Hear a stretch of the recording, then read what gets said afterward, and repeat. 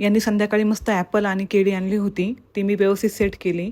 घर थोडं सेट असलं की बरं वाटतं, फ्रेश वाटतं. राघवनी मला दिवसभर खूप त्रास दिला, अजिबात ऑफिसचं काम करून दिलं नाही. इकडं बघ, इकडं बघ, दिवसभर आहे ना, इकडं खाली बघ.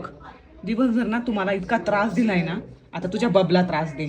इकडं बघ, इकडं बघ. मग रात्री जेवण वगैरे सगळं आवरलं, भांडी वगैरे सगळं. पण राघवचं खेळ काही संपत नव्हतं, त्यात आतूला घेऊन पण खेळायचं होतं.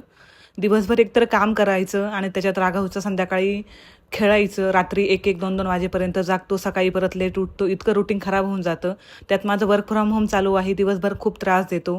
तुमच्यासोबत पण असंच होतं का लहान बाळासोबत असल्यानंतर? आता तो 3 वर्षाचा झाला आहे, इतक्या साऱ्या खेळण्या आहेत ना, मला कुठे ठेवावं कळत नाही. गावाला पण खूप सामान दिलं, त्याच्या खेळण्या संपत नाही. आता तर खूप डेंजर उन्हाळा आहे, दुपारी खूप 2-3 तास झोपतो, त्याच्यामुळे रात्री लवकर झोपत नाही. 11-11:30 वाजून गेलेत, अजून तो 2 तास तरी झोपणार नाही. हे त्याला म्हणत होते की चल झोपायला, पण तो बिलकुल ऐकत नव्हता.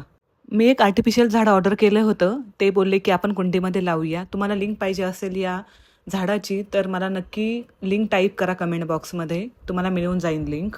आणि हे सगळं करत असताना राघवची लुडबुड तर पाहिजेच ना. माझे सासरे पुण्याला आले होते माझ्या नंदेला सोडवायला. त्यांनी घरून येताना मासवडी आणि काळी रशी पण घेऊन आले होते आमच्यासाठी.